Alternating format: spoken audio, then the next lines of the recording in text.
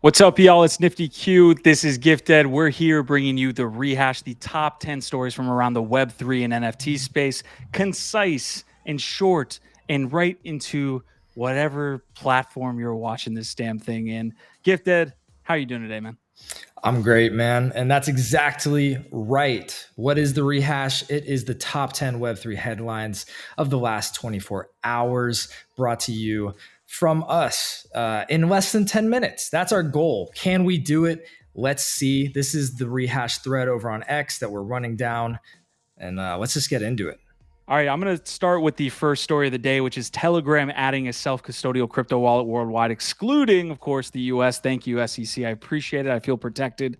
This is a blast from the past here because Telegram raised one of the largest ICOs in existence at 1.7 billion. They had this whole fallout with the SEC. It was around 2021. Now they're coming back in 2023 saying that, hey, we're actually launching this blockchain with a crypto wallet. So we are going to see the TON Foundation having a new self-custodial wallet. You'll have that live in Telegram, and bullish, I guess. I mean, it's one of the biggest crypto apps in the entire world. Yeah, absolutely could be the next big crypto ecosystem. Also could be just a big opportunity for scammers. So make sure that whatever you do over there, you're careful, especially as it's just getting started. But exciting. And on to the next headline here. We have something happening from, am I on the right one? Hold on. Let's go and talk about, here it is. Let's talk about SugarTown. SugarTown is minting its Oras this morning, and they are already trading on secondary. This is Zynga's first entry into the Web3 space, their first project.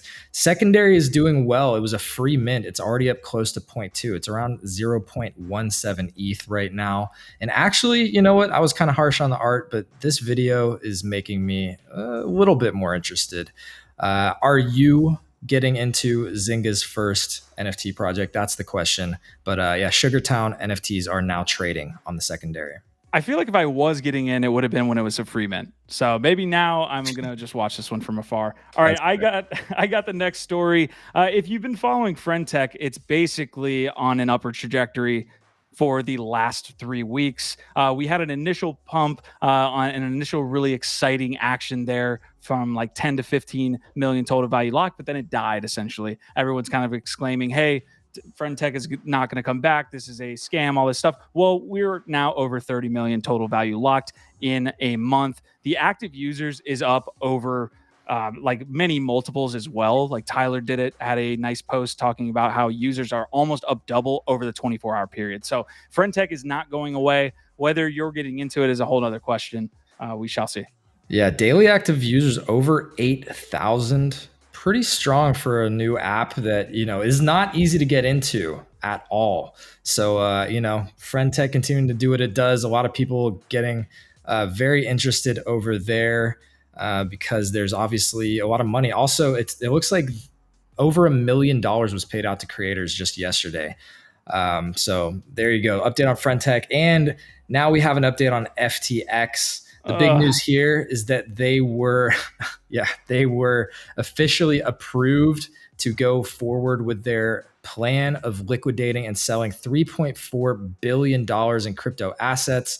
These are the ones that they're going to be selling. Some of them in a little bit more danger or getting more sell pressure than others. Aptos and Solana particularly will be hit hard by this, but all of these cryptos here will be part of this sell-off event as they work to claw back some of the losses from FTX's investors. All right, you think we would be getting paid here from Parallel, but we're not. We are not paid shills. We just love the game. Not yet. Actually, yeah, not yet. And there's multiple things being built within this ecosystem because you see this from Token 2049 announcement. We revealed the Unreal Engine 5 target state for the first AI game, Parallel Colony. Colony is a 1.5 player game where avatars powered by AI have their own wallets and can transact with each other using Prime Token and items, aka NFTs, found, earned, or purchased within the simulation. Colony is in early active development, and we are excited to share our vision for the game with the world. So not only do we have this really awesome game that has been proliferating across the industry, we have a actual in-world kind of component to this small M metaverse virtual world that they're building out. Yeah, the trading card game is doing well in its closed beta. We're obviously super into that. And it's just impressive with a relatively small team to see them picking up momentum even as they're launching patches to rebalance the trading card game. The avatars now are, gaining over 20% in value with this news as they're teasing an additional expansion game that's AI driven. And it's not just an awesome way of expanding the parallel universe and seeing the IP coming to life in more cool ways, but it's also a really cool application of AI on chain. So very, very excited to see that. And to keep us moving forward, we have a story here on the Nouns. This is an update of something we've been covering this week. And there is currently less than 2 days left to decide on whether or not the Nouns are going to get into the fork and basically quote unquote rage quit. Will they take 35 ETH to exit the community or not? Well, we now know almost 400 have chosen to take this fork and get out of the community. Almost half of the community. So this is a really big deal, especially given, how prominent NounsDAO is within the larger NFT ecosystem. And volume and price of Nouns has actually started to rise, which is good. The floor is now above that 35 ETH threshold that a lot of people are rage quitting around. So that's just an update on this. And, with less than 2 days left, it'll be really, really interesting to see what shakes out and how the NounsDAO proceeds after this fork happens. Yeah, we were speculating earlier that maybe a lot of the community is actually in little Nouns as opposed to the major collection, the OG collection that is the Nouns, because 50% leaving from that community sounds like a lot for a DAO that we talk about all the time. That is crazy. So I've got the next story. Have you ever wanted to buy an NFT and never had the amount of money that you needed? Well, Magic Eden says, I have a tool for you. Lucky Buy. Introducing Lucky Buy, a fun new way to get the best NFTs for potentially a fraction of the price. What does that actually mean? So I broke it down a little bit here. Essentially, you see the toggle there. You can actually take a bet that you can win, and I'll go into the details here. Lucky Buy incorporates a percent-based system that determines both the percentage of the NFT's list price you want to use and your probability of winning. For example, the NFT list price is 100 SOL. You can choose to use 15% of that price, which equates to 15 SOL. So you could potentially get a 100 SOL floor price NFT for 15 SOL. I say potentially, but that is basically introducing gambling into your NFT buying process. Because there wasn't enough gambling already in the NFT buying process.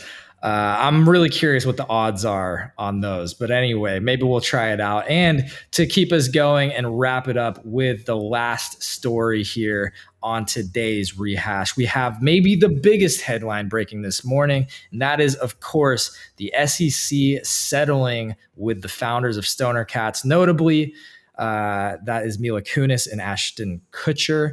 They settled for $1 million fine plus the destruction of their NFTs for selling an unregistered security. And maybe even more interestingly to us degens out here, the floor on the Stoner Cats is up 150% on this news.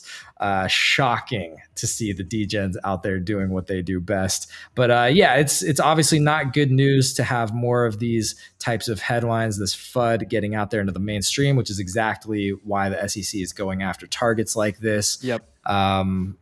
Yeah, Ashton Kutcher hasn't had a win since he actually picked up Mila Kunis there all those years ago. So it's tough for them. I know, I get it, I guess. But the SEC is picking easy targets that want to roll over. What that means for the NFT space going forward, there's a lot of obviously FUD in the interim, in the short term. Hopefully we get past this. Stop saying in your NFT wording and sales that you're actually going to provide value in some type of way into the future. And maybe we can all just hold hands and have a good time here in the NFT space.